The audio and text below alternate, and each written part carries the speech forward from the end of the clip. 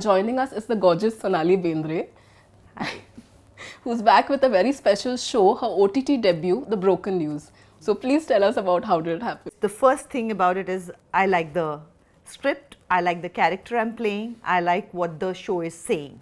It resonates is what I would say. And first is that. The second part is also I think I'm at a phase in life where it's more about me, I have more time and I do want to do a lot more and I just want to get back to working. Though I have worked in all these years, it's always been based on my child's need or this is what I want to do. That was not the priority. But I think I'm getting into the phase of life now where that is going to be the priority because I'm enjoying it so much and there's so much of fun stuff happening that I'm feeling a little left out and I'm like, even I want to be part of this. Everybody's having so much fun. I want to have fun too. Yeah, and of course, we are really excited that you're representing our fraternity. You're playing a journalist. Oh my God, I hope I'm doing it well. And so you are going to let me know what you think of it. Sure, definitely. Yeah. We've loved the promo, of course. Yeah. But is there any particular, research that you had to do for the role, or did you model it on particular journalists? It'll never be politically correct if I say whatever I say. So I'm going to be politically correct and say, no, it's fiction. But jokes apart, I wouldn't say any one person, but I think what my character represents is a thought process and as to what is happening. And so I think there will be bits of me that a lot of journalists will identify with, because this is what is happening today and has been happening and moving towards this in a certain direction. So it's very very relatable, I would say. So probably you will see shades of various people in my character or in Jaideep's character or in Shriya's character for that matter. And we've had some wonderful contemporaries of yours who've also done OTT and won so much praise for their role, right from Sushmita to Ravina to Vidya. Yeah. So anything that you've managed to catch on OTT, any series that you've managed to catch? I loved what Sushmita was doing in Arya. She's so strong. She's always been strong and she's portrayed it so well. And I think Vidya and Shefali's new show that came out, it looked so interesting and I love Vidya as an actor. I think she's fantastic. So, and we also know you started out really young as a model, and even your style was much ahead of time. Today that would be considered regular, but that time I'm sure it was, like you were really glamorous. When I started modeling, it was that was a phase where ad films started telling little stories. Before that, it was just the look and the movement and stuff like that. That was where those little stories started coming in. So I was doing a lot of work in advertising because there was all these little acting roles that were there.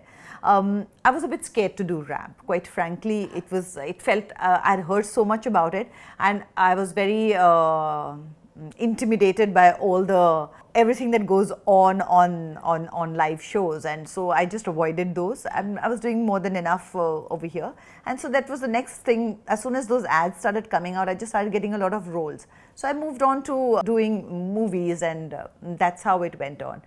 But the style was, as you say, yes, I was at that time. It was more voluptuous would be the right word to say, and I was very skinny.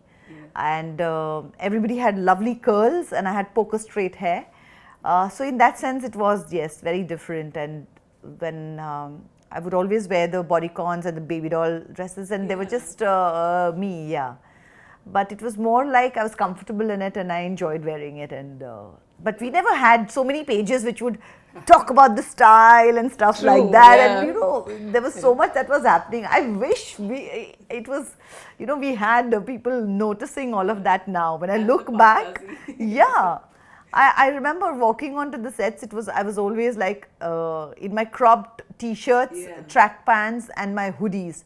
And now it's such a thing, but I always wore that. It was always, and my kids, that's how I used to be, I would reach the sets like that. No, that's exactly why I asked you. I remember going through the film magazines and you were someone who'd always stand out for your style. So I think back then we hadn't seen actresses, wearing those shorts and the corsets and stuff that you wore. So, yeah, it was fun. Yeah, I enjoyed it. And of course, you have done some wonderful movies. But what stands out, I think, as an audience for me is a song which is Humma Humma, and nobody else could do that. So, wow. Did you expect that kind of success for the song? No, not at all. In fact, I really wish, when I look back at it, I wish I had enjoyed the process a lot more. You know, we've shot that whole song in one take. Okay. And then when you see, it's all snipped up and in all this edit, and I was like, why did we work so hard for it? But I suppose they could do that kind of edit only because we were shooting it in a certain way. But I think all of these songs and all of these moments have been a learning for me. I'm not a trained actor. I've never done theatre. I'm not a trained dancer. So I've learnt on the job, which seriously today, I would never get a job. But at that time, they were a little more lenient about it, and people kind of, you kind of learnt on the job and you still got away with it. I don't think today I would get away with it. Okay, that's pretty modest. But no, today they come so prepared. You see the newcomers, they are so prepared, and which is great, which is how it should be. I mean, I remember, if you take out my old interviews, I would always say that if I was a producer, I wouldn't sign me. I have always said that, and today I would sign me, but at that time, I was not ready. Now I'm ready. But any of your own movies that you enjoy watching, or maybe the family enjoys watching? So I've never watched my movies, and I don't really enjoy watching me on screen beyond the point, because it's done. Yeah. You're always going to find something that's not good enough, and because that's growing. And yes, I was not good. So there were so many times when I feel, damn, this was not good enough. So then it was more like just compartmentalize and not get into it, and not just kind of have so many regrets. I don't live with too many regrets. So that was one of the reasons why I didn't really watch my movies as much. But other than that, there are a couple of movies which are interesting, and I get a lot of feedback for even today, and it's nice to have had those movies and those chances. Absolutely. And also being married to a filmmaker, have you thought about exploring that side of the movies ever? Behind the camera, I think it's the best place to be, actually. It is, but I don't know if I'm trained for it or not. And I think I'm just about kind of beginning to enjoy and really kind of, live in front of the camera fully. Yeah. So maybe a couple of years to do this, and then explore that option also. Also, I do feel that now I don't need to stop being in front of the camera to be behind the camera, and I don't really necessarily have to do direction.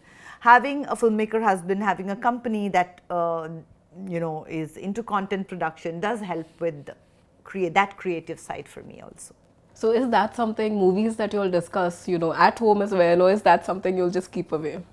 No, of course we do discuss it. I mean, when you're married, this is the 20th year, as my husband pointed out. I kept thinking it was my 19th year of marriage, just by the way. And he was like, babe, it's the 20th year. I'm like, oh, okay. But when you've been married for 20 years, believe me, you will discuss work. What are you? You're going to discuss things in life. So there is nothing that remains compartmentalized anymore. But when I started, I met Goldie on set, so during work. I worked in his production company, so we've dated while I was working, but after we got married, we've never worked.